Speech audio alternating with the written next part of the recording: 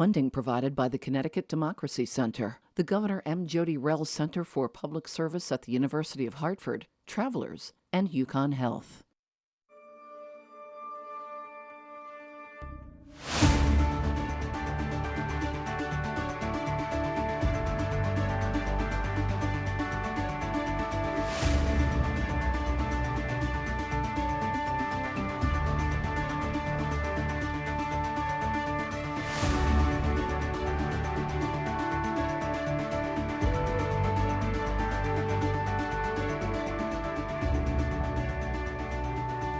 For Connecticut Public, I'm Frankie Graziano. This election season, Connecticut Public, in collaboration with the League of Women Voters of Connecticut, has held a series of political debates designed to educate local voters on candidates running for office in Connecticut. And tonight, in our final debate, we're paying special attention to 41 towns in Western and Central Connecticut, the 5th U.S. Congressional District.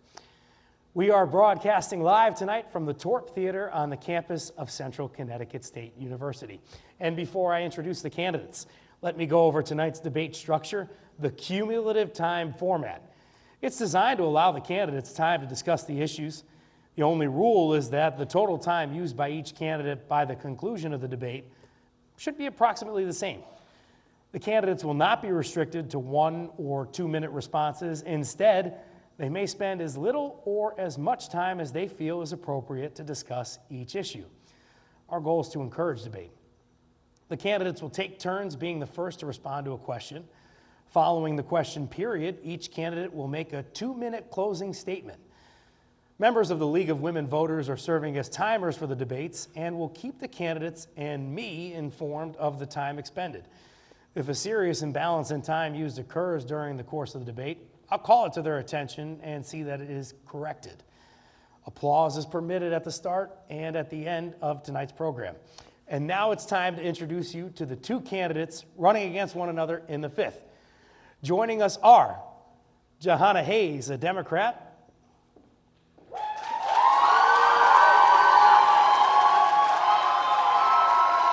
and George Logan, a Republican.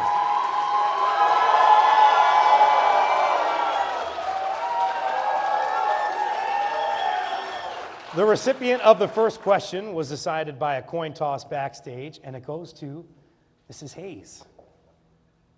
Thank you guys for that handshake. I like that. Good camaraderie here. You're going to get the first question, Mrs. Hayes, and I'll start now, and then afterwards, Mr. Logan will get the second question.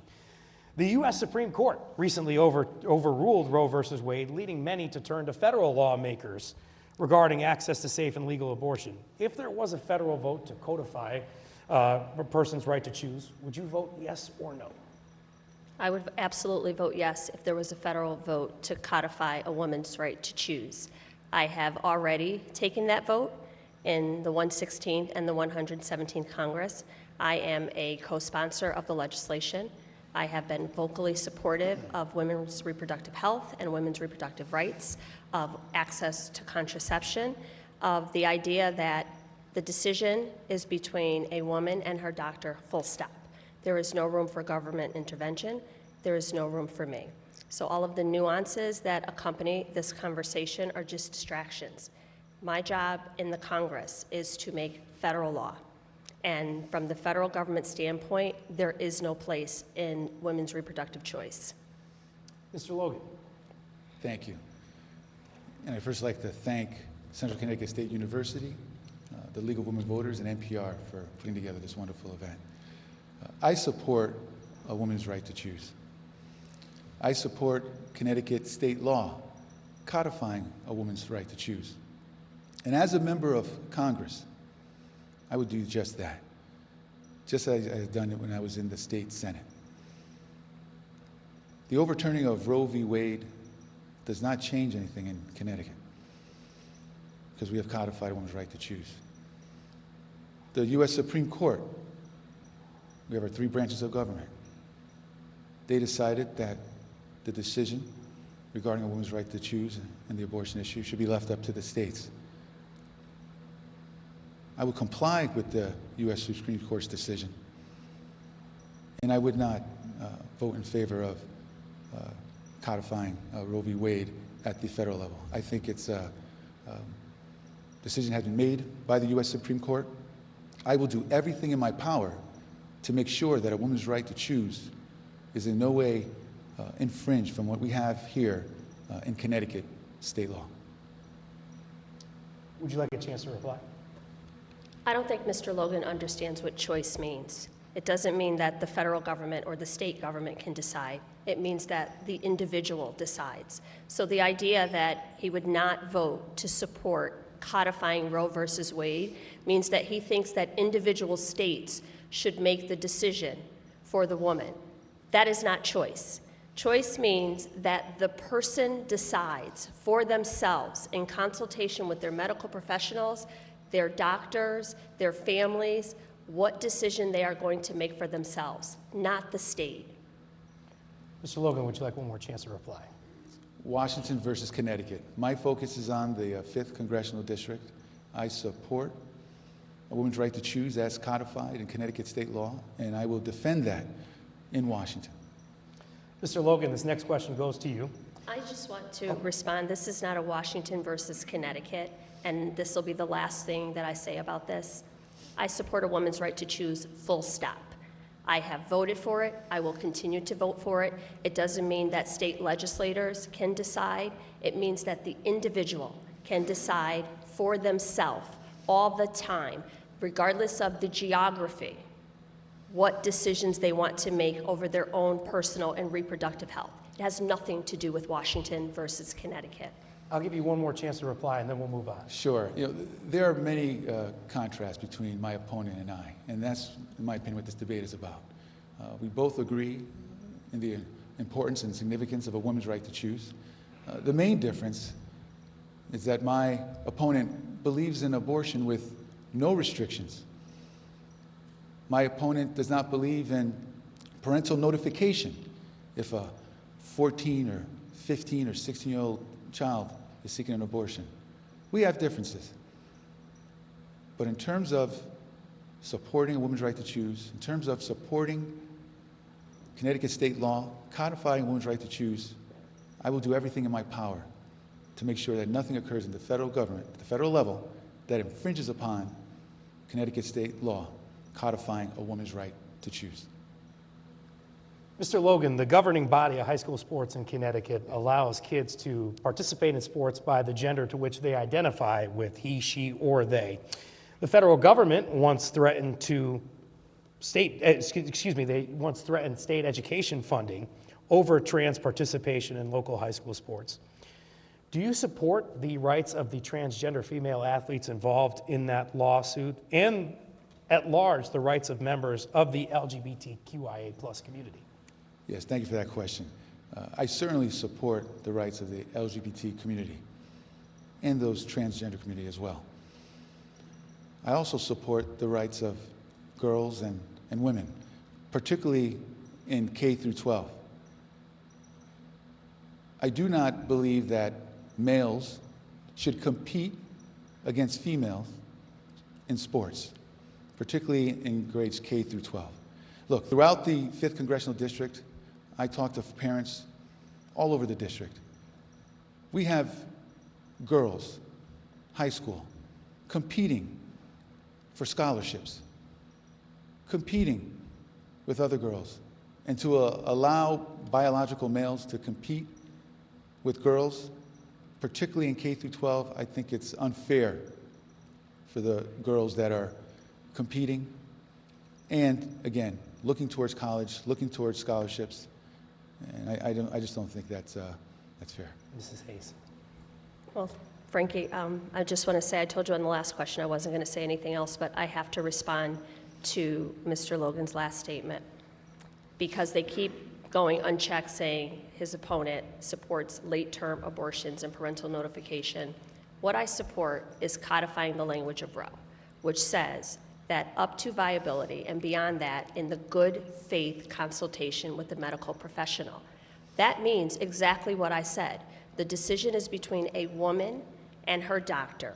When we talk about parental notification, at the point where a 15, 16, 17-year-old finds themselves in that position, something at home is most likely already disrupted, and they need to be able to seek help.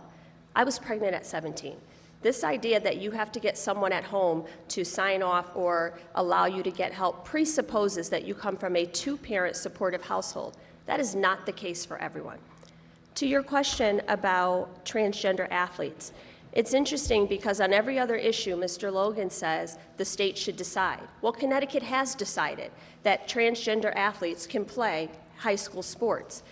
As a congressperson, I am not only the congressperson for cisgender athletes, for people who identify as gay, LGBTQ, I am also the congressperson for trans students.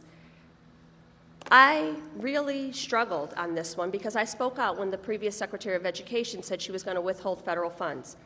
My job as a member of Congress, there's a lot about the biological journey that I don't understand when it comes to trans athletes or trans students, but what I do understand is discrimination. And at the federal level, you cannot discriminate based on sexual identity. If you, as an elected official, can't understand that in this role, your job is to be the voice for all of your constituents, even the ones you don't understand, you don't agree with, all of them. And my constituency includes people that identify as LGBTQ, trans, queer, whatever. I am their congressperson too, and their parents are looking for someone to have a voice for them. So when we talk about withholding federal funds to a state or a district based solely on gender identity, it is illegal. Mr. Logan, would you like to reply? Yes, just to say, look, I am not in favor of transferring one form of discrimination for another. Again, I want to be a voice of the people of the 5th Congressional District. I first announced my campaign in July of last year, and I've been going all throughout the district. And I have heard repeatedly over and over again this issue. Transgender athletes, males, I absolutely want them to compete. There is a mechanism for that. They can compete with the other male athletes. But to have male athletes competing against female athletes, it's not fair to the girls and young women that are competing in high school sports or K through 12 sports. And as I mentioned, who are competing and trying to win scholarships. I want to be a voice. This debate is about contrast. My opponent has their opinion on that subject, and I have mine. But I'm letting you all know how I feel on this subject. Mrs. Hayes, last word on the subject, if you'd like it. Well, this debate is absolutely about contrast, and what I'll say is for all the people who have trouble identifying the contrast in this statement, replace trans with any other thing. Would you allow Polish athletes, black athletes, disabled athletes? Replace it with any other term, and it would not be acceptable, because that is discrimination. And discrimination against any group is unacceptable. Mrs. Hayes, we're going to start this next question with you. The U.S. Preventative Task Force recently recommended screening for anxiety for children ages 8 to 18. What would you do as a member of Congress to respond to the growing mental health crisis in children? Well, what have I done? I can tell you that. Last week we voted on the Mental Health Matters Act, which included my legislation supporting trauma-informed instructional practices.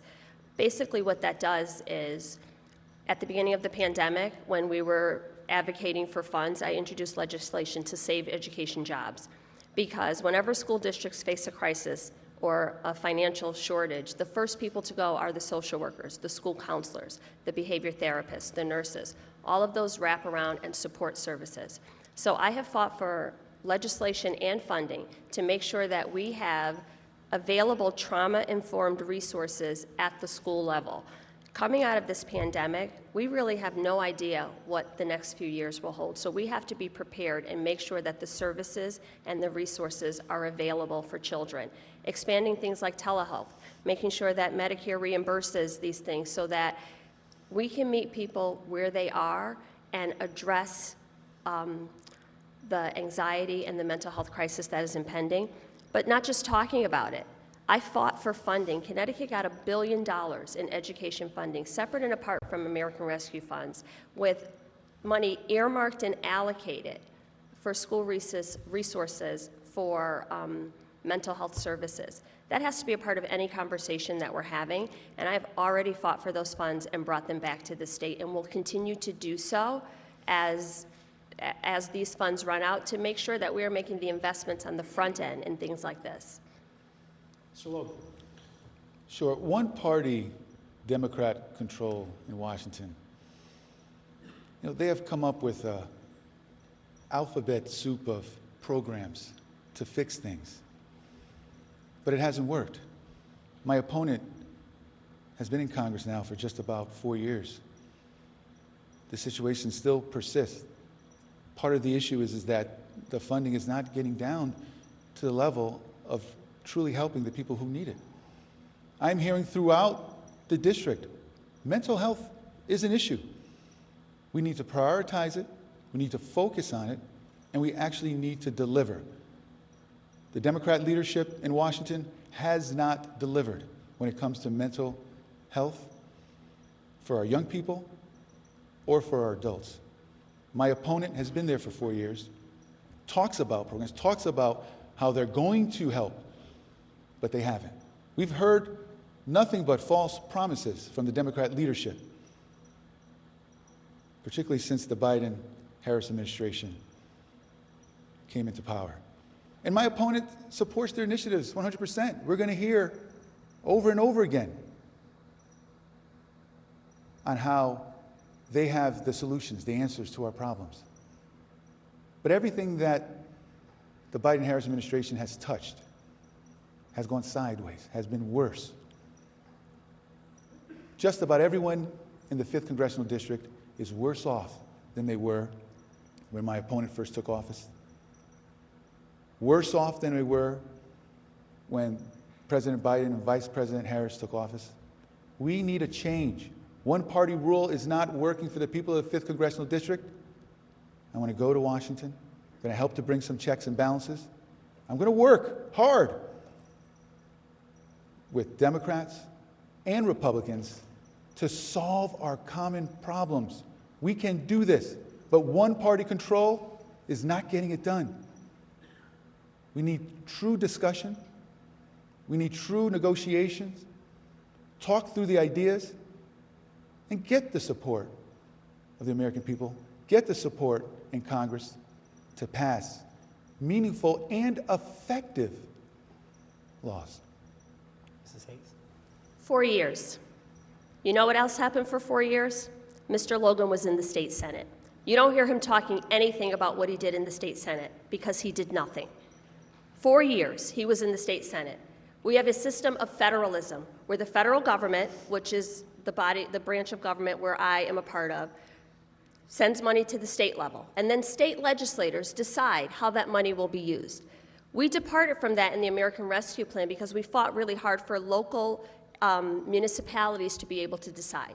But in 4 years, he did nothing on this issue.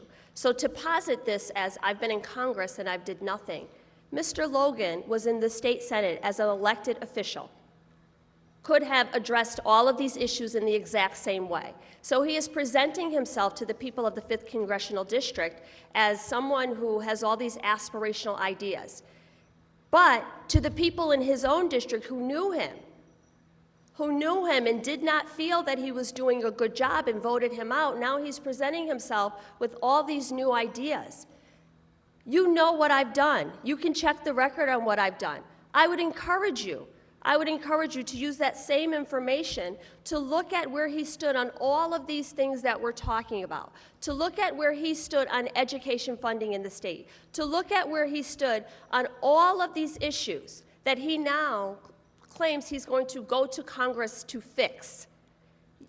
The way that you know what I'm going to do as your member of Congress is not by the words that come out of my mouth. It is by the way that I voted. And I have talked to you and communicated with you, and I'm running a campaign telling people what I have done. It is curious that Mr. Logan is not mentioning anything about what he has done in the state Senate. Because if he had a record that he could be proud of, he would be standing up here, much like I am doing, and saying, this is what I voted for. This is what I've done. this is what I intend to do. If he had voted on these issues in a way that he was proud of, in a way that affected change and brought about meaningful progress, he would be up here shouting it from the rooftops. He is not, because he has not done anything. Mr. Logan, last chance at a reply for this topic. Sure. Thank you.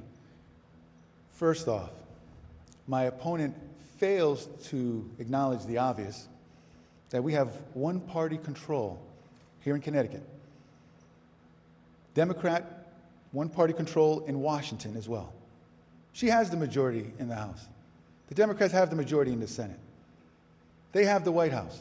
Nothing is getting done. Now, in terms of my time in the state Senate, you know, I know my opponent listens to the talking points of the Democrat State Party and the DCCC, but I am very proud of my time in the Connecticut State Senate. I won a Democrat district 22 years, consecutive years, 12 elections under Democrat control for my state Senate seat. I won that district, went to Hartford for my first term. We had a tie in the Senate. We passed some of the most consequential legislation in the modern recent, last 50 years for the state of Connecticut. We passed because we had a tie in the Senate, and the Democrats were forced to negotiate with us to pass a budget. We passed a bonding cap to limit the amount of borrowing that the state can do. We had runaway borrowing prior to that. We passed a spending cap so that the legislators couldn't just blow the budget, put restrictions on there to try to obtain some fiscal stability here in Connecticut, some financial stability. And we also included a volatility cap. And that volatility cap allowed us to pay down debt. So if we have a one-time influx of revenue, that the legislators wouldn't just go out willy-nilly and start creating new programs and spending new money. Had to pay down some of the debt, pension debt that we have. And right now, the state is sitting on a multi-billion-dollar surplus because of my time in the state Senate, because we had the tie in the Senate. Now, when it comes to education, when it comes to mental health, particularly here in Connecticut, one-party control hasn't gotten us anywhere. So now I'm hopeful to go to Washington to represent everyone in the 5th Congressional District.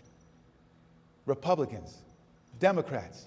Look, I received the cross-endorsement of the Independent Party of Connecticut. We have over 40% of our voters are unaffiliated with any party because they just want to see the work get done. And I'm going to work across the aisle in Washington. Hopefully, we'll be able to flip the House of Representatives. Again, I want to bring better checks and balances. And in that scenario, I believe with my negotiating skills and willingness to work across the aisle, we'll be able to make some effective change, far beyond what my opponent has been able to do with one-party control in Washington. Mr. Logan, what is your position on domestic programs? I would like to respond. Frank. Sure, I'll give you an opportunity. Yes. Absolutely. I'll just say that when Mr. Logan left the state Senate, the state was in a $3 billion deficit.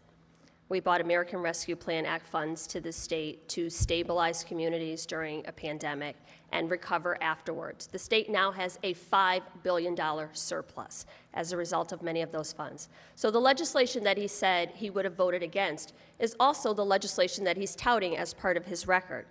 And to say that Democrats have done nothing under one-party rule, if you consider the most significant investment in infrastructure, nothing. For our roads, our bridges, our highways, our broadbands, for clean water. If you consider gun legislation, first time in 30 years as it's been passed, nothing. Negotiating the cost of prescription drugs, paying down the debt that was ballooned into a $7 trillion debt under the previous administration. If you consider the most significant legislation passed since the Great Society, nothing. I think that's all people need to know. If you consider a $3 billion investment in climate mitigation strategies, nothing.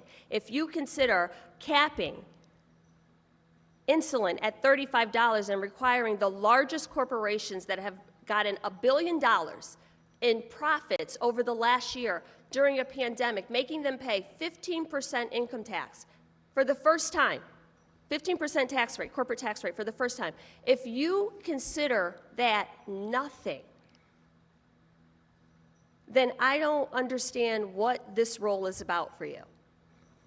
Mr. Logan, you get another chance to reply. Sure, thank you. So let's start with the infrastructure bill in Washington for our roads and bridges. This is what I'm talking about in terms of the excessive spending that, again, is supported by my opponent. $1.2 trillion infrastructure bill. Less than 25% of that $1.2 trillion actually went to infrastructure. Approximately 10% of this infrastructure bill actually went to roads and bridges. This is what I'm talking about. The Democrat leadership in Washington, they have excessive spending packages, and I'm telling you, throughout the district, what I'm hearing from folks, all I'm hearing is that things are unaffordable. You know, I was in Torrington last weekend, and I met a couple.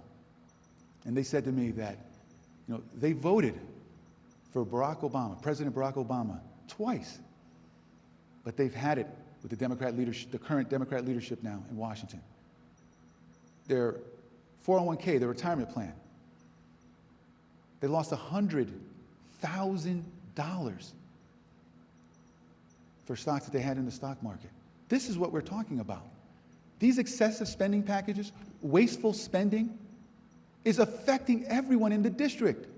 And my opponent is just going to continue to blindly support those excessive spending packages. I want to interrupt you guys because we were talking about children, and now we're getting a little too far into spending, because I was hearing about domestic programs, so now I feel like I can step in and ask about that. What's your position on domestic programs such as Medicare and Social Security?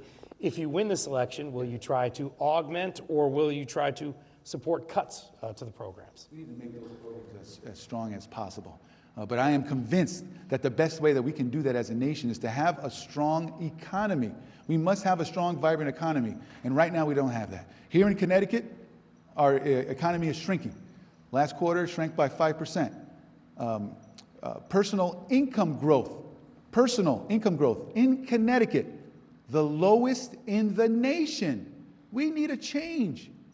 I support programs to help folks that need a helping hand. Social Security, Medicaid. But right now, under Democrat control, health care costs are unaffordable. Our Social Security program is hurting. We need to strengthen our economy. We do that, it'll fix a lot of things. These excessive spending packages are not doing the trick, and the Democrat leadership is just going to do more of the same. It's going to result in higher taxes, more inflation, things will be less affordable, and the families, our seniors, and our veterans in the 5th Congressional District are going to continue to suffer under the current Democrat leadership in Washington. Mrs. Hayes. There's a reason he didn't answer that question, because he doesn't want to say that Republican leadership is committed to ending Social Security. They want to sunset it. That means they want to end it as a mandatory program. They want seniors to have to vote they want the Congress to have to vote every year on whether or not Social Security is funded. Social Security is not excessive spending. It is insurance that people have paid into. I am on legislation to not only solidify and stabilize Social Security, but expand benefits. We seniors recently just saw the first increase in Social Security that they've seen in 40 years. They haven't been getting a cost of living. Their Medicare premiums have been going up. Social Security benefits went up. Medicare premiums did not. Republicans have a plan on the table to raise the age and make it so that people cannot collect after the age of 90. But it's not just Social Security. They've lumped in veterans' benefits as entitlements. These are not entitlements. My job in this role is to legislate for people. If we cannot agree that seniors who have paid into this program should be able to pull from it as part of their retirement, that people have planned where they're going to live and how they're going to live in retirement based on their Social Security, I'm going to protect Social Security. Kevin McCarthy, just this week, is already kind of sounding the alarm that he is going to hold the debt ceiling hostage in order to negotiate a vote or to force a vote on Social Security. So while I represent the 5th Congressional District and my concerns are local, my job is to weigh in for the people of this district on national concerns. So you cannot ignore what is happening nationally. Social Security is in jeopardy. They have already indicated that the program will end. We are trying to lower the cost of prescription drugs, trying to make things more affordable for our seniors. The only indicator of our communities cannot be just the stock market. I know a whole lot of people in this district that don't own stocks. I know a whole lot of people that don't make decisions based on the stocks. They're just trying to get by. And most seniors fall into that category. So to your question, not only will I work to protect Social Security, I will work to strengthen and expand it. Would you like to respond, Mr. Logan? Absolutely. You know, and there they go again. A Democrat putting me in that box. I just indicated that I will do everything I can to shore up Social Security. We just have a difference of opinion on how to go about doing that. I am not going to Washington to satisfy any party leadership. I want to represent the people of the 5th Congressional District. I am not interested in sunsetting the benefit of Social Security. And again, I will be in the House of Representatives, should I earn your vote. I will fight hard to maintain Social Security from the inside. There's nothing wrong with having a Republican on the inside fighting for the people of the 5th District, Congressional District. I will do that, regardless of whether I'm on the House floor or if I'm in a House chamber or if I'm in a committee with Republicans, Democrats, or just Republicans, just as I did when I was in the state Senate. Now, when it comes to prescription drugs, yes, of course, prescription drugs are too high under the Democrat leadership in Washington. Talks about a recent bill, during the election season that passed that supposedly is going to lower prescription drug costs. Why didn't they do it before? I'm skeptical that it'll actually even work. We need real solutions in Washington. We need to stop believing the Democratic leadership and their false promises that has gotten us in a worse condition than we were before the Biden-Harris administration came into power and before my opponent came into power. We can change this. We can go in a different direction, but we're just going to get more of the same. Higher inflation, higher taxes, less services, parents frustrated about what their kids are being taught in school, higher gas prices. It doesn't have to be that way. We can make the change. I ask for your vote so that I can go down to Washington, bring some sensibility, work across the aisle, and move our country in a different direction. Mrs. Hayes, you get the last response on this topic. So why didn't we do something about prescription drugs before? Because every Republican voted against it. So this idea that one person is going to move the needle or change the way things happen, that is not what happens. In the legislative branch, there are 435 members of Congress. You have to get a majority. So one person in a Republican majority that does not believe that we should be lowering the cost of prescription drugs or there should be all of these nuances in the way that it should be done. We have tried at every turn. We tried in Build Back Better. We tried to negotiate for months. When this bill went to the floor, right now, Medicare will negotiate the cost of prescription drugs, and there's a $35 cap on insulin, but only for Medicare. And you know why that is? Because Republicans voted against it. Senate Republicans said that they did not want private insurers to be able to do the same. So all of those children with type 1 diabetes and all of those parents who are paying exorbitant amounts of money for prescription for insulin, we tried to get that passed, and they blocked it. So make no mistake about it. One person working from the inside is not going to change that. You need a majority of people who are aligned with the value and the belief that we need to step in so that large drug companies are not taking advantage of people on medications that have not changed in 100 years, on medications that you can get in other countries for a quarter of the price, sometimes a tenth of the price.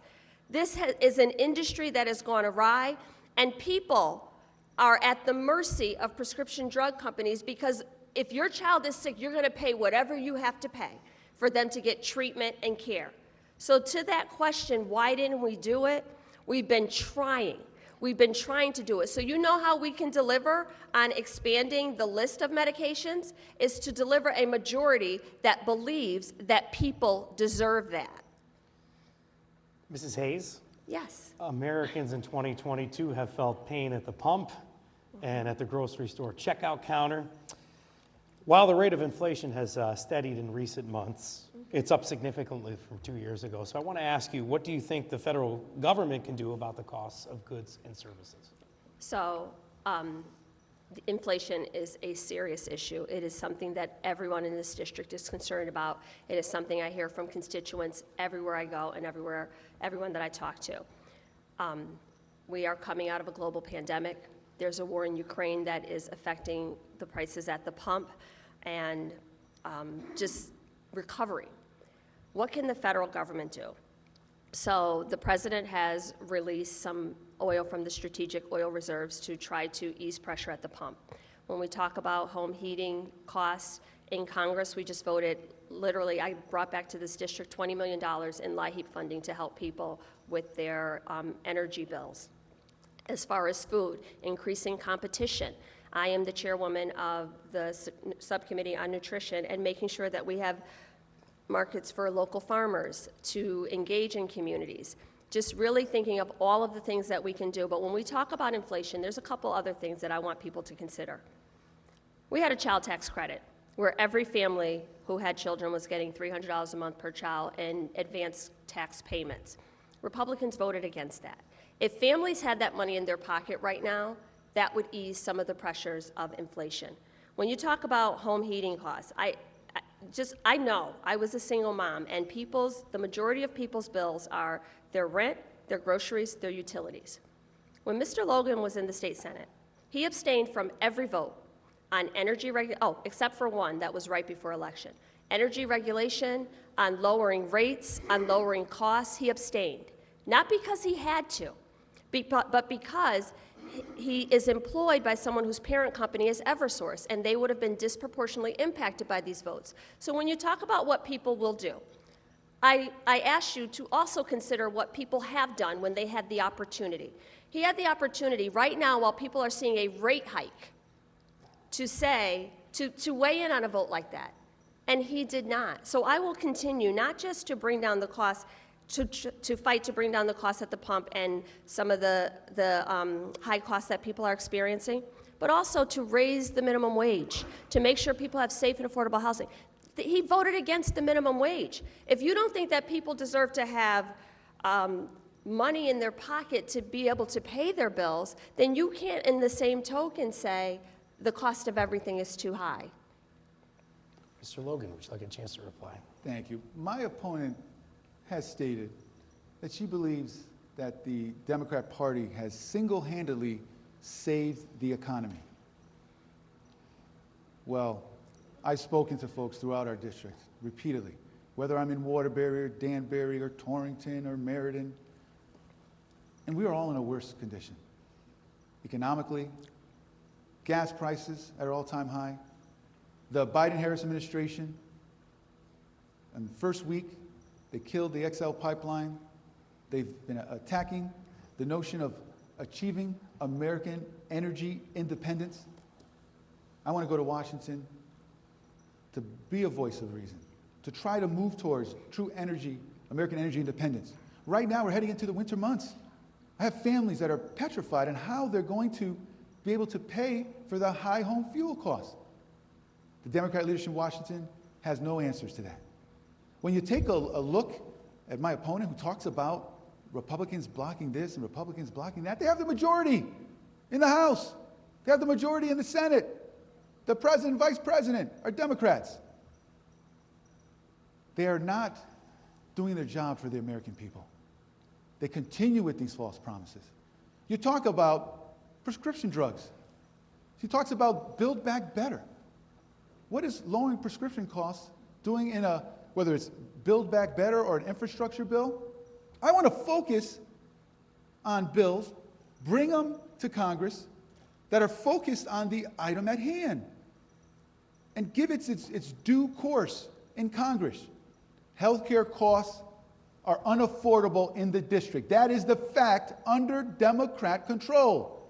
Fuel oil costs are unaffordable in our district under Democrat control. Groceries, for many, unaffordable. They don't have the answers. Now, my time in the Connecticut State Senate, this is a citizens' government we have here in Connecticut. We have folks from all different walks of life. Well, first of all, the State Senate does not set utility rates. Connecticut Pura does. I abstain from certain votes out of an abundance of caution, because that's what more legislators should do if they're involved in that particular industry. I've worked for a water company since 1992. I am proud of the work that I've done at the water company. I have actually built infrastructure as opposed to my opponent talking about doing it. Water, natural resource. I have built infrastructure throughout the 5th Congressional District. Brookfield, New Fairfield, Litchfield, Kent, Torrington, and more. The last 30 years at the water company. Water conservation, huge. I have volunteered to join the Housatonic Valley Association Board of Directors. Been on there for several years. Worked my way up to vice president of that volunteer board because natural resources are very important to me. Our natural environment is very important to me. Look, we're going to keep hearing the excuses from my opponent as to why you, the voter, should give her another chance to disappoint you. I'm telling you, I am ready to go. I'm ready to hit the ground running. I will work tireless for you, just as I have when I was in the State Senate, just as I have since I first announced in July of last year. I'm willing to work with everyone in Congress. My opponent can't say the same. He does not work across the aisle, regardless of what he says. You cannot vote 100% in line with Nancy Pelosi and then tell me you work in a bipartisan fashion. I will do the work, given the opportunity. Mrs. Hayes, you get the first rebuttal on this topic. I'm going to need some time, Frankie. That was a whole lot to unpack here. So a couple things. There's a reason why Mr. Logan and national Republicans have hung their hat on one statement. Democrats single-handedly saved the economy. Yes, I said that. They have created 9 ads, 9, from one sentence taken out of context. If I've been here for 4 years and I'm so horribly bad, they would have had a whole lot of material, not a half of sentence taken out of context. So let me explain to the people here what I meant when I said that. I was talking about the American Rescue Plan. At a time when 1 million people had died, a time when businesses were shuttered, when hospitals were saying they needed help, when mayors and 4 selectmen at all 41 towns in this district were reaching out to my office, Congresswoman, we need help. For our first responders, for our police and firefighters. We need help to reopen our schools safely. We need the resources. When libraries and entertainment venues were saying, we don't know what we're going to do. When businesses were saying, we need small business loans in order to keep our doors open. We need help. You tell me who you would have left behind in that situation. Because for me, the answer was no one. So when people needed help, as their congresswoman, I delivered legislation to help all of these communities, but not just lip service, the resources to allow local communities to do that work. And we did that without a single Republican vote. So I don't know if the people in their districts weren't hurting. I don't know if people in their districts weren't dying. I don't know if businesses in their districts weren't having problems. But here in the 5th, people needed help. And at that moment, when I cast that vote, we stabilized the economy. So if you want to take that one half a sentence on the road and apply it in multiple different situations, I ask you, what would you have done? Because in that moment, when I took that vote, Democrats saved the economy. Not a single Republican voted on that. The other thing I'm going to say to you, what does Build Back Better have to do with any of these things? It has everything to do with everything we're talking about. Because that legislation was legislation that acknowledged the problems that we experienced during the pandemic and said, as a government, we have to legislate differently. We have to make sure that all of these gaps that we saw in our communities, all of the places where schools didn't have internet, where people didn't have access to care, we have to make sure that all of those things are taken care of. So it has everything to do with it. The last thing I'll say is, you hear a lot about statistics of how often I voted with Nancy Pelosi. You need to know at the federal level, Nancy Pelosi does not vote on every vote. That's just not how it votes. So as the Speaker, she votes on big packages. So I did vote with Nancy Pelosi on things like the American Rescue Plan, on things like the Infrastructure Investment and Jobs Act, on the gun legislation that we passed. I voted with Nancy Pelosi on those things. But I'm hearing the same things that you're all hearing, so I wanted to fact check myself. And I reached out to see what percentage of time that I actually vote with Nancy Pelosi on the 900 votes I took in the 117th Congress. 14% of the time I voted with Nancy Pelosi. So you can check that. 2020 Senate record, you can also check that Mr. Logan, Mr. Work Across the Aisle in a bipartisan fashion, 100% of the times, 100% of the votes that he took were in line with Senate Republicans. So if you really want to understand the information and digest it, just check the facts. Just check the facts. Last reply on this topic, Mr. Logan. So it is absolutely laughable for my opponent to get up here and say that she's only voted in line with Nancy Pelosi 14% of the time. She has supported every program, every initiative that came out from the Speaker. Sure, it's the votes, but it's every single program she has voted in favor of. Whether Nancy Pelosi was on the voting roll or not, it was her programs. My opponent supported it. Now, she's comparing apples to oranges here. She's comparing Congress to the Connecticut State Senate. There's 36 state senators. We work on when I was in the Senate, on a much more bipartisan basis than we are in Congress. It's not as polarized. 84% of all the votes when I was in the state Senate were bipartisan. 84%.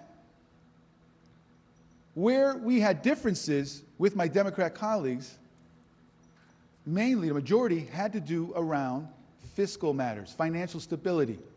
And once we had that tie in the Senate, we were able to do some good things in terms of stabilizing Connecticut's economy, in terms of experiencing the surplus that we have now. And I tell you this,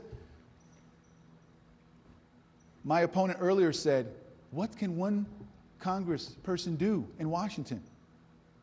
She sets a very low bar for the position.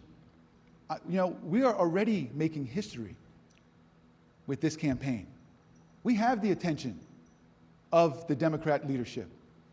We have my campaign, we have the attention of the House Republican leadership. Because one person can make a difference. And I gave an example when I was in the state Senate. One person, freshman state senator. But because I won that district, we had that tie in the Senate. And we were able to do things, accomplish things. When we had folks working on the financial stability issues closer than they ever have before, I want to go to Washington. I have high hopes and I have high expectations. I believe that I will do a much better job than my opponent. Now, look, my opponent earlier described something to the effect that I'm trying to vilify. I want to make sure that everyone's clear. I do not believe my opponent is a bad person. I just do not agree with her politics. I do not agree with her decisions in Washington to back the Biden-Harris agenda. I don't agree with my opponent to back the policies, votes of Nancy Pelosi. I just don't believe that it has worked. We need to go in a different direction.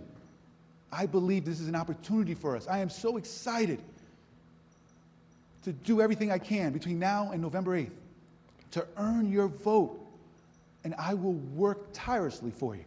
I'm sensing some tension on this topic, so would you guys like one more rebuttal on each one? Ms. Hayes, you can go first. No tension at all. I'm not comparing apples to oranges. I'm comparing votes to votes.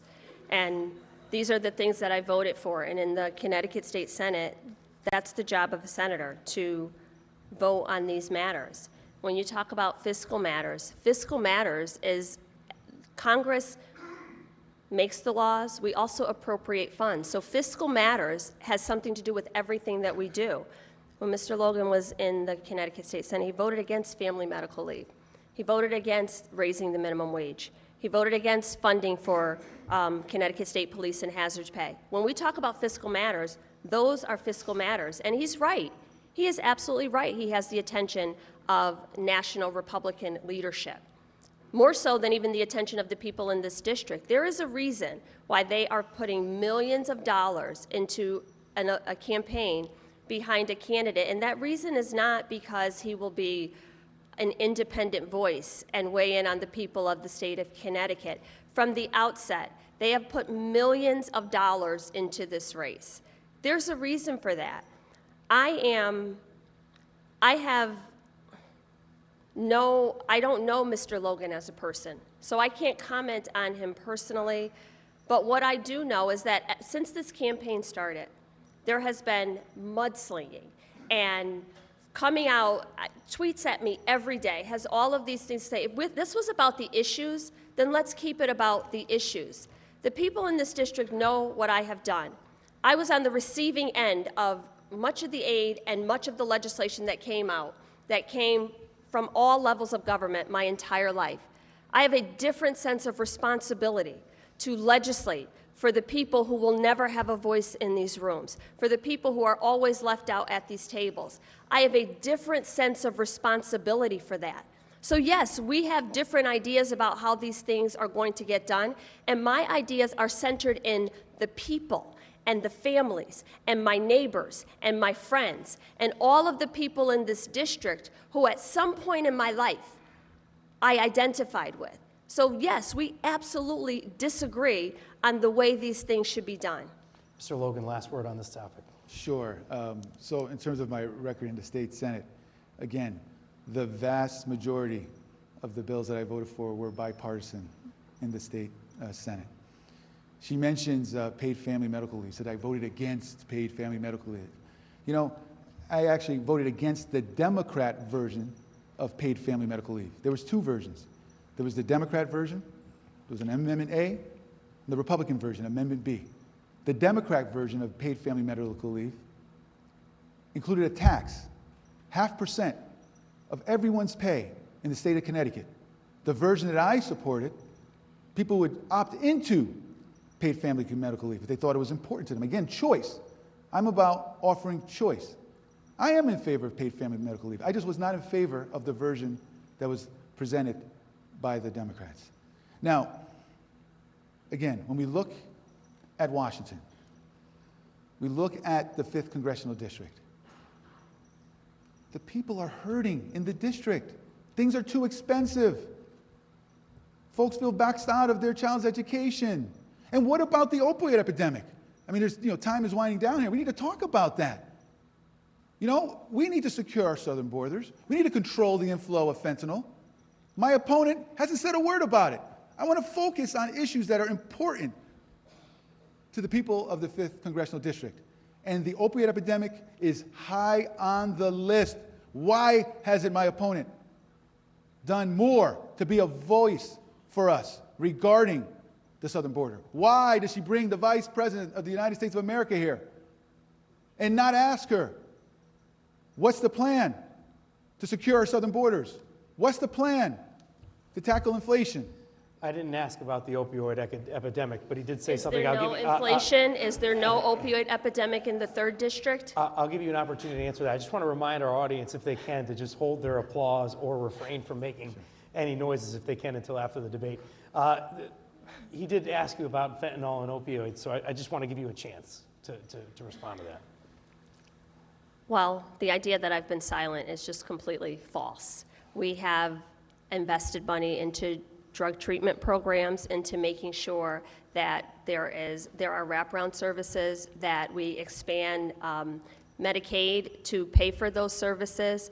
We have $14 billion in the last appropriations package to harden our ports and our borders. But this idea that the only way to address the opioid crisis is to criminalize people and to add more police officers is flawed, and we already know how that ends. Like I said Tuesday night, I've been around long enough to remember the 1994 crime bill, where communities were decimated, and the only response to crack cocaine was putting people in jail. People did not receive treatments, families did not receive care. There has to be a wraparound approach. The funding that we just voted for and the Justice Act includes support services for law enforcement, but also for mental health, for treatment, for addiction. I've brought money back to the district for community health programs and all of those things that I recognize. I don't know what Mr. Logan means by I've been silent. Just because I don't put out a press release every 4 hours on Twitter doesn't mean I've been silent. I have been not only working to address this issue, but understanding the impact it has on families. My entire community, my family, decimated by addiction. Don't tell me I don't know or I'm not responding or I don't care about it. I just recognize that we also have to look at this from a healthcare perspective, not just a criminal justice perspective. Mr. Logan, I want to ask you a different question here. I want to ask you, and some of the folks here might have driven through Waterbury and the Mixmaster to get here tonight, and some people might take the train to go to Manhattan. I just want to know what your views are regarding the commute of people living in your district and how you aim to support the critical infrastructure. I'm going to go to you first on this one. It's your turn. Sure. Well, one, when it comes to infrastructure, we need to make sure that we fund transportation infrastructure here in Connecticut. I mentioned earlier, the infrastructure bill, $1.2 trillion, only 10% of that went to roads and bridges. We need to prioritize and focus on it. Now, I want to go back to the opioid epidemic, because that's a big one. Can you stick to... Well, I just answered the question. How was his answer? Sure. So I just, look, it's a big topic. Can you stick to the we're talking about infrastructure. I'm losing my mind here today. Can you stick to infrastructure for now? Sure. So I And I'll try answered to the get back to infrastructure it, question. yeah. I support transportation infrastructure. We need to do it in a real fashion. The Democrat leadership in Washington has failed us. They passed an infrastructure bill, $1.2 trillion. 10% of that went to roads and bridges. They shoved all kinds of other stuff in there. We need to focus on the issues at hand. That is the problem with the current Democrat leadership in Washington. We got taxed more than we fixed the roads and bridges. If you're going to have an infrastructure bill, fix the infrastructure. Focus on it. I just don't believe that the Democrat leadership in Washington, they just don't have the ability to bring up a clean bill and handle the topic at hand. They have the majorities in the House and the Senate. They can't get things done other than taxing hardworking families, making things more expensive. I want to go to Washington. We need to focus our efforts. We need to stop wasteful spending in these bills. Make sure that the funds are being used for their intended purpose. That is not happening right now. And that is partly why we are in the situation that we are now. Mrs. Hayes, transportation and infrastructure. The way you address infrastructure is that you fund infrastructure. Every president talked about getting an infrastructure bill passed. Under Democrat leadership, with the slimmest of majorities, we were able to get that passed. $5 billion back to the state of Connecticut to address infrastructure. Infrastructure is more than just roads and bridges. This is not a 1950s or a 19th century westward expansion infrastructure. This is modern day infrastructure, which means that we have to address our ports, our airports, our broadband. When we talk about the economy and how people engage and exchange, you cannot do that without broadband. In this district, in the northwest corner, there are places that have zero access. There are places where schools could not get online during the pandemic. There are places where people could not access telehealth services. That is infrastructure. In the United States of America, in 2022, water is part of infrastructure. The fact that in Flint, Michigan, so many years after all of those children were poisoned by lead water pipes, that has not been addressed. In this district, I have cities, Waterbury, New Britain, Danbury, Torrington, with 100-year-old water and sewer pipes. If we can't agree that that's part of infrastructure and something that should be taken off of the plate of municipalities and at least supported by the federal government, if we can't believe that, if we can't agree that building charging stations and literally expanding our grid is a part of infrastructure, that is part of the problem. We have so many people who are trying to legislate in a 1950s way for the traditional nuclear family where everyone walks to work and walks to school and live in this nuclear community. That is not our world, and that is not our communities. It will bring jobs back. It will help businesses. It will help people get back and forth through the state, take trains, and expand the Northeast Corridor. All of that is infrastructure. So there's a reason that 10% of the money went to roads and bridges, because roads and bridges are not exclusively infrastructure.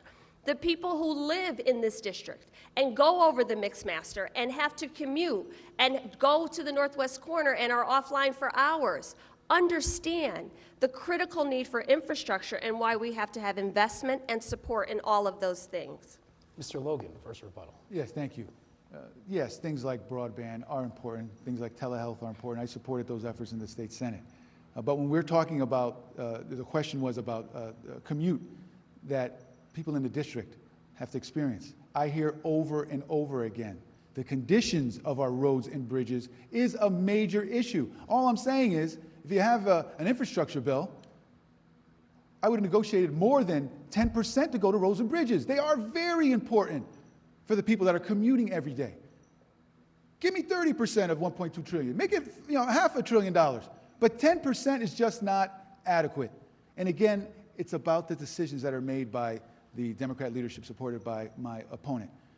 We need to bring some sensibility in these bills that we're bringing. We need to make sure that they are actually accomplishing the intended result. And right now, that infrastructure bill, as far as helping the people in the 5th Congressional District in a more significant way, could have been better. I'm going to go to Washington, focus on it, because obviously that 10% mark is okay with my opponent. It's not enough. We need to make sure that we focus on our roads and bridges more than we are now. Having a title of a bill called the infrastructure bill and then saying, hey, job done, I did my job. No, it's not adequate. It was poorly written, poorly conceived, not enough funding. We need to do more. The people in the 5th Congressional District expect that we go to Washington as congressmen and women and we focus on the things that they consider most important.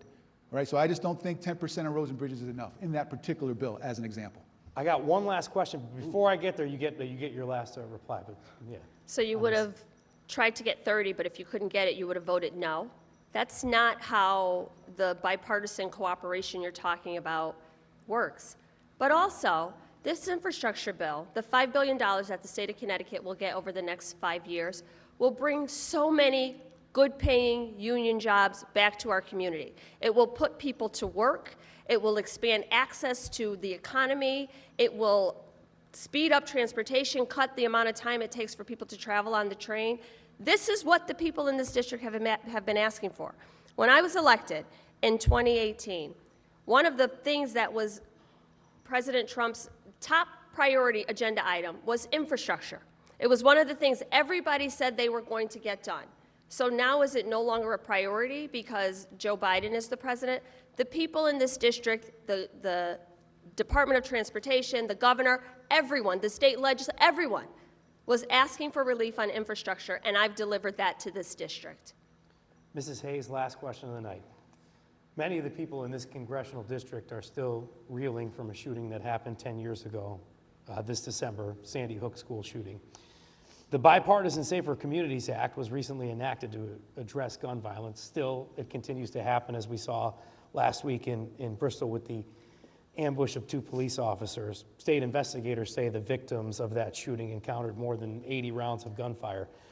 Would you support new federal gun legislation, like an assault weapons ban, for example? Yes, I would.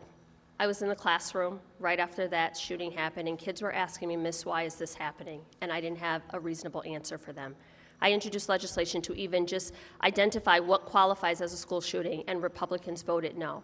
This idea of doing nothing, and I'm running out of time, but I absolutely would support that. It is something that we need, that the people in this district, in the state need. It is something we have to do to keep our community safe, and it is in no way an infringement on people's Second Amendment rights. Responsible gun owners know that there is responsibility that comes with that.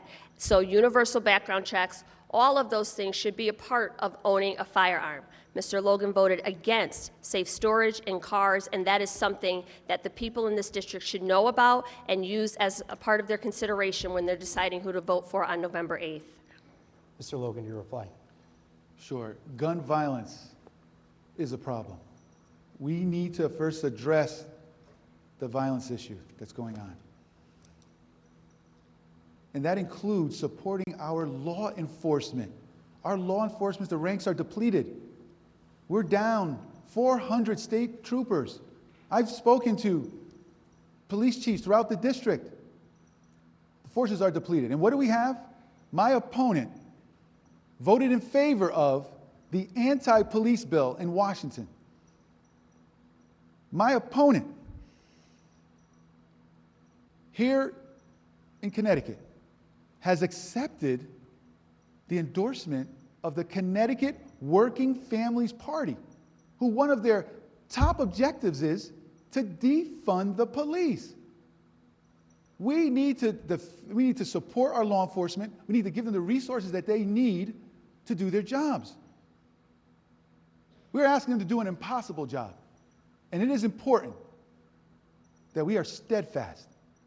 So to accept the endorsement of the Working Families Party, she's going to be on the ballot under the Working Families Party. Look it up yourself. They have called repeatedly for defunding the police. She has indicated that she's happy of their endorsement. I think she used the word proud for an organization where they have such shared values. What values is he talking about?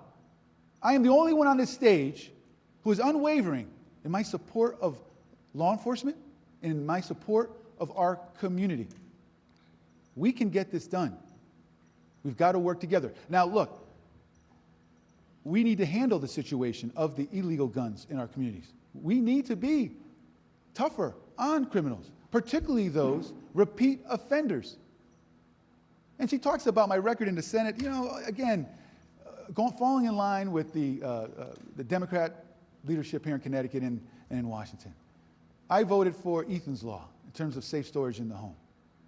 I voted for ghost, am I okay? I voted for ghost guns. About 10, 15 seconds. Right. But when it comes to someone having their property in their vehicle, on their property, and someone breaks into their car, steals their property, and then the property owner gets a criminal record, that's what I had a problem with. We have some of the strictest gun laws in the nation. We need more resources, more police officers to enforce those laws. Both candidates tonight have prepared a 2-minute closing statement, and we're going to get to that. And because of the way the coin flip worked out, Mrs. Hayes goes first, and then you'll get the last word. You'll get your 2 minutes after that. Mrs. Hayes, your closing statement, please.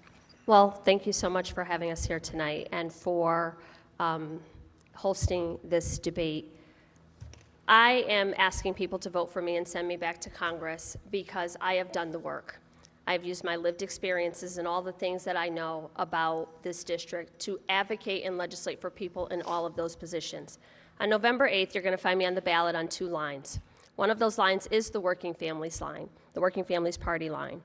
It is a party that believes in raising the minimum wage, in health care, in child care for children, and the values that families believe in.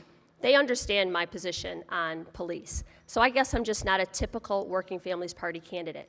I guess I just don't fit in their box. But what I will do when I go back to Washington is to make sure that I am legislating for the needs of all of the people in this district, just like I've done. Fighting to expand the child tax credit, making sure that no person goes to bed hungry, no veteran, no service member, no senior goes to bed hungry, making sure that we expand that list of drugs that are negotiated so that we can lower the cost, making sure that we once and for all codify the language of Roe into federal law so we are not left to the whims of a court or an administration, making sure that we protect Social Security and expand it, making sure that the infrastructure dollars and the education funding that came back to the state is used for the benefit of people, making sure that we are putting people over politics. I am going back to Congress to be the legislator that I needed for myself as a young girl, to ask the questions that I hoped that someone was asking for me. And people know that I'm going to do that because they know what I've already done. People know how I've delivered for this district. They know that I have been a voice and stood up and fought for the most marginalized communities, for everyone.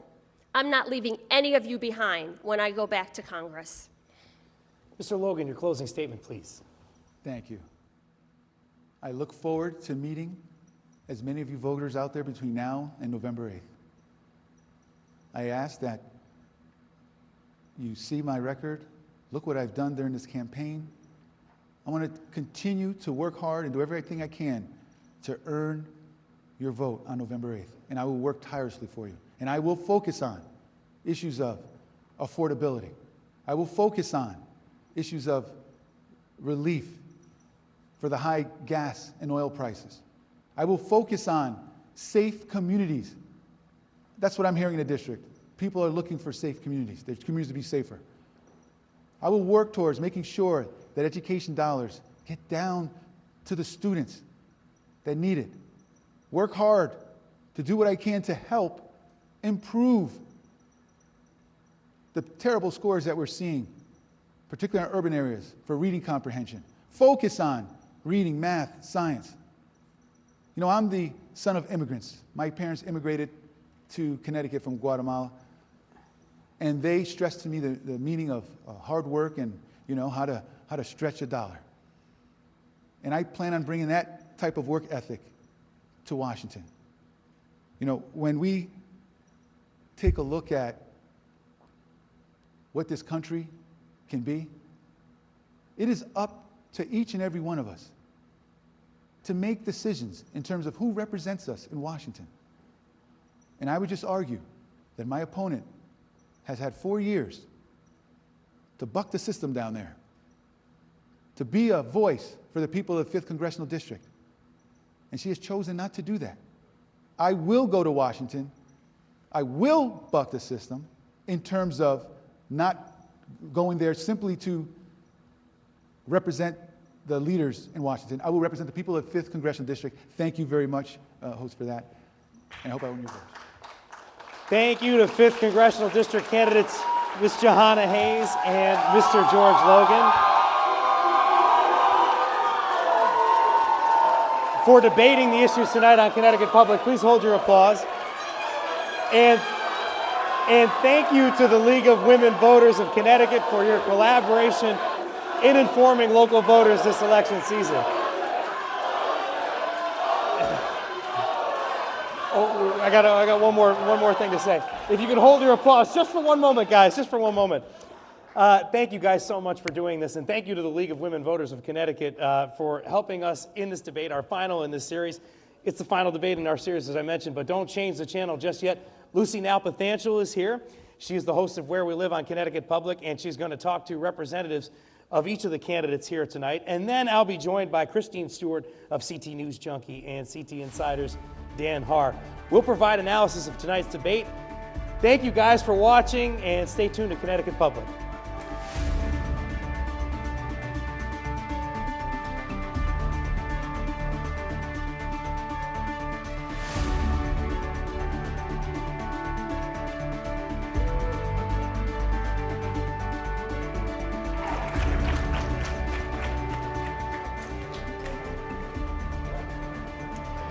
And thank you for watching this debate here at the Torp Theater at Central Connecticut State University. I'm Lucy Nalpathanchel, host of Where We Live. Frankie Graziano did a great job. We want to hear next the representatives from each campaign. Joining us first is Liz Karanowitz, who is the general consultant to the George Logan campaign. Hi, Lucy. So good to see you. So good to see you. Make sure you look right at the camera so our viewers at home can see you as well. So we heard a lot from this debate on a number of issues. In your mind, what did you hear tonight that's going to bring voters to the polls? Look, I think particularly when you're looking at the polling, the issue that's driving decision making is truly the economy. I think particularly as we're heading into a recession, record high inflation, we saw gas prices rebound for a little bit and now they're on the rise again. Food prices are on the rise again. Food insecurity is sadly on the rise. And I think that seems to be what is driving folks to the polls. And I know that's what George is hearing when he's out knocking doors and at events throughout the district, talking to people, what's most concerning to them. And I think that's what we heard tonight, a lot of differences in whether we acknowledge there's a problem and how do we fix it. Both candidates said that this is a debate in contrast. There was an interesting moment when Mrs. Hayes pointed out that despite Mr. Logan's tenure in the General Assembly, that his record, there's nothing to show for. I'm wondering if you can remark about that moment. Well, I think it's an interesting comment, was particularly when you look at what George said, right? I mean, Governor Lamont is running I don't know at this point, $16 million campaign touting the benefits of the budget that George was instrumental in passing. And so clearly Governor Lamont thinks that it was an important piece of legislation. I think the rest of the folks in his party should agree with him. So the impact of George in the Senate, particularly on that issue, we have a surplus. They weren't able to take those dollars and waste them because of George and his participation in the Senate and making those fiscal stability changes. So I think it's important to acknowledge when someone has done something well, and I think to diminish George's role in that was unfair to the voters. Liz Koranowitz, so good to see you. Thank you so much. To see you. Thank you so much, Lucy. Take care, Liz. Joining us now is the representative for Mrs. Hayes' campaign, Roberto Alves, who holds different positions within the Democratic Party, including the Democratic Town Committee in Danbury, as well as the State Democratic Party. So first of all, what are your thoughts on again, Mrs. Hayes' points today, and when we think about Election Day, what are the issues that are going to bring voters out to the polls? Yeah, I think Congresswoman Hayes showed again why she is the strongest candidate now, why experience matters. Congresswoman Hayes showed again today how she's unequivocally pro-gun safety, unequivocally going to defend Roe v. Wade, unequivocally pro-people, unequivocally pro this district. She was calm, collective. She has a record. She has a resume that she can stand for. And then when we look on the other side at her opponent, we see somebody with the record as well. I found it very interesting at the end of the debate when we have Mr. Logan here talking about how much he values law enforcement. But again, there's resumes here. We have a record to go back on. And Mr. Logan, and like many of the Republicans that he represents, and he is one of them right now, talks about how much they support law enforcement. But when push comes to shove and the time to actually show that you support them comes up, they hide. They fail miserably at it. He has a record. He did not vote in favor of giving our Connecticut State Police raises. He did not vote in favor of increasing hazard pay for them. So you want to talk about recruiting tool. In this economy, give people more money, give them a safer environment to go to work. I promise you'll help recruit. So you voted against that. So don't tell us you're somebody who's pro-law enforcement. Then now we look at the contrast with Congresswoman Hayes, who, again, I talked about unequivocally before, unequivocally pro-law enforcement, somebody who knows what it's like to kiss her husband goodbye in the morning before they put on that badge. And Roberto Alves, thank you so much for coming on. We're going to get some more post-debate analysis with Frankie Graziano. And thank you, Lucy. And anybody that's in attendance now, I'd like you to please give a look to Lucy and give her a word of congratulations, first of all, for showing up tonight and helping us, and for the well-deserved promotion that she just recently got at Connecticut Public. Lucy Nalpathanchel, everybody. Thank you, Lucy. Joining me tonight on the stage, Christine Stewart, editor-in-chief at CTNewsJunkie.com, and CTInsider.com, the associate editor and columnist for Hearst Connecticut Media, Dan Haar. I just wanted to ask you guys, I had a front row seat to this. I didn't get to really talk to you guys too much about this, but these kind of debates, do you think that this is an opportunity here for anybody that was in attendance or anybody watching at home maybe their opinion might have been swayed here at the last minute? Do you think that there was an opportunity for that? There probably wasn't an opportunity for that. I feel like, people who attend these debates usually have their minds made up, or they support one candidate over the other, and that's why they're attending these debates. And so research has actually shown that debates, even the televised presidential debates, don't really sway voters. Voters who are watching them have already made up their minds. I would slightly disagree in the sense that the question is, was there an opportunity?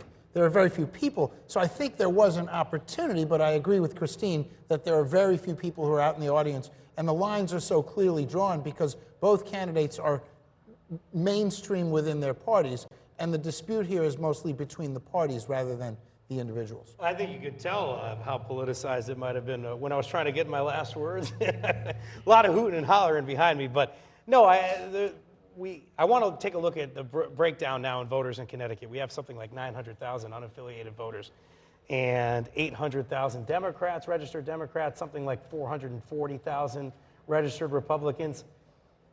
Who are we talking to and who are we talking about when we're in the 5th district in terms of the breakdown in registered voters here?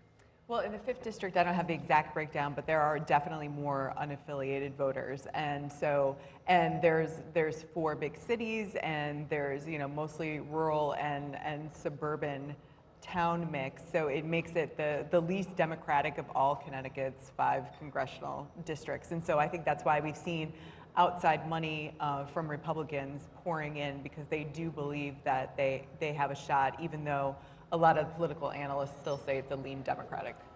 Dan Haar, I grew up in Torrington, which is about a half hour from here, 35 minutes, something like that. I'm in the 5th district. I grew up in, I guess it used to be a little different. There was a 6th district back in the day, but is this a lot of people call it a purple district. I've always heard that when I grew up. Well, it's definitely a swing district. There's no question about it. It would be more of a swing district if they had gotten New Britain out, and here we are in New Britain. It really shouldn't be in this district, folks. It should be in the first. It should be a CT1 because now. you have a lobster claw, right? That's right. So we would have had to drive a little bit further if we live in Hartford. But seriously, it is a swing district, and it would be even more so if it weren't for New Britain being in the district. Ironically, that stems from the year 2000 when they gave New Britain in that redistricting, or 2001, to then Congresswoman Nancy Johnson because she needed it as a Republican.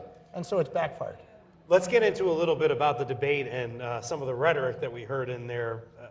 A lot of the campaign season and leading up to this, we've heard George Logan connect Jahana Hayes, the Congresswoman, to Nancy Pelosi, the Biden-Harris administration. There was a memorable moment there where we're talking about how Congresswoman Hayes votes. What'd you take away from that conversation and that connection that George Logan's tried to make? Right, well, I think that kind of speaks to this race in itself, in that it's more of a national political battle, and that the parties have drawn their line, and it's completely partisan at this point. But at the same time, you also saw both of them kind of reach out and be like, well, if you elect me, I'm also going to work with the other party. And I think that's a way that they're trying to speak to the unaffiliated voter. Neither of these two candidates has an especially strong legislative record, and that's not to take a swipe at them. It's just that they're relatively new. In the case of George Logan, he was a senator in one term in the minority and another term as a still junior level senator in a split Senate. So they're not either one people who have strong individual accomplishments, and that's why they revert to the party. And of course, with inflation taking over this election, that becomes the Republican rallying cry. Yeah, and on inflation, Congresswoman Hayes has gotten a lot of guff, or whatever you want to call it, for saying at one point, the breakdown, or at least how you ran on the commercial, is that the Democrats have single-handedly saved the economy. And she got that again tonight. What did you think about her response to that question? Well, I mean, I don't think the party can, take too much credit. I mean, inflation and monetary policy is set by the Fed. So I'm not quite sure how much any single congressperson is able to sway that. I mean, there are investments that they are making with the Inflation Reduction Act, and they're hoping to spur the economy in that way. But I don't think that there's anything necessarily they could do to stem inflation at this point. quickly on inflation. I think the Democrats are getting it all wrong. They should kick back and call it Trumpflation, which is about 50% correct, and it's 50% the other side. Trump has as much to do with this inflation as Biden, without the shadow of a doubt. I could go into facts and figures, but you said quick. Man, I'm sitting out there struggling trying to get this going because now our show's truncated essentially and we have a shorter show. So let me just wrap up the 5th District talk. Do you think, Christine, that it's as close as many people think it is, this race? You know, it's hard to tell. There aren't a lot of polls out there, and it's, you know, who is motivated to get out to the polls, and I'm not quite sure when you get there if you're going to be doing anything but voting party line. Connecticut is known to be a ticket-splitting state, and I think this year we're going to see a bunch of people vote by party. Any shot for George Logan in this race? Yes, I agree with what Christine said, but the wild card is that he's been on the ground at every ham and bean dinner in this district for the last, year and a half? So that counts for something. I want to we only have a couple minutes left. Can I just pivot to the governor's race and see any impressions you guys have had lately? I know that vaccine mandates came up today. It surprised some people thinking we're in 2021 talking about that. But no, there were new recommendations that come out. What do you guys think about that whole thing? I'll start with you, Dan. Lamont has protected himself. He's been clear that he's not ordering any new vaccine mandates. Bob Stefanowski did not criticize the mandates, notably, that came out in August and September of 21. So that has himself boxed in a little bit. That said, he has a right to demand an answer from Lamont, and hopefully he'll get one. Christine. Well, I mean, the governor did say today that he wasn't going to mandate it on the childhood vaccine schedule. So I think that, you know, he's been clear about not wanting to interfere and not wanting to necessarily mandate some of these things as his, you know, Democratic colleagues in other states have done. Can I give you guys 20 seconds each to maybe give you your final impressions of the last month or so here on the elections, or any races you're watching, anything like that?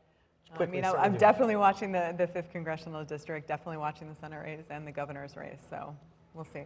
This is the race to watch. I'm a little bit surprised that Leora Levy is polling as close as she is to Blumenthal, and that Stefanowski is polling as far apart, but that new poll by the Republican outfit is showing it closer. It is going to tighten. This is the race to watch for a win for the Republicans. I really enjoy talking to Danny and Christine, and I wish we had a little more time, but you guys did a great job. And I want to in this last 90 seconds or so, just thank a couple of people. I want to thank Johanna Hayes and George Logan for coming on the show tonight. And of course, our cast and crew that has been here for all these debates that we've had, something like 5 debates. We wish we could do more, but nonetheless, this is the final one. Our supervising producer and director, Julianne Veracci, our production manager, our operations manager, Joe Koss, Bradley O'Connor, our audio engineer, Tim Rasmussen, who is the executive producer of this program, and stage manager, Megan Boone, and Linda McGovern made us all look good tonight with our makeup. Thank you to her as well.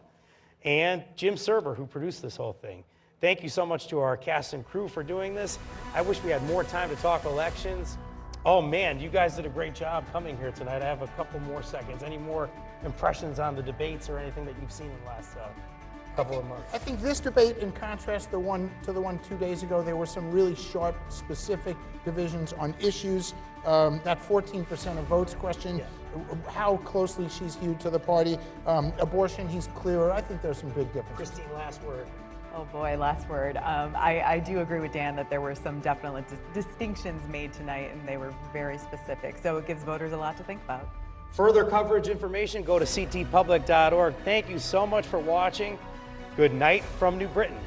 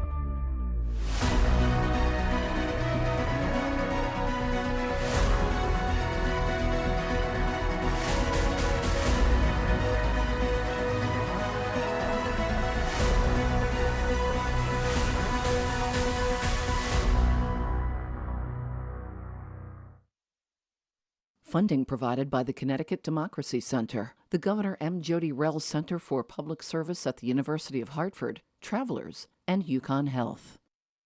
Possibility is the innovative stroke research that saved Ivan's life, just in time for Anita to find her way into it. Possibility is Uma saying goodbye to her daughter at college because we didn't let a brain tumor keep her from saying hello. UConn Health is where possibility comes to life, where compassion meets medical prowess, education, and research. With a community of care like this, possibility is what we make it. UConn Health, the power of possible. Everything you'd expect from a big university experience, except for one thing, a big tuition bill. Time for a fresh view of CCSU. At this Connecticut university, you can choose from 50 graduate degree programs, and all of them make it more affordable for you to advance your career. Time for a fresh view of CCSU.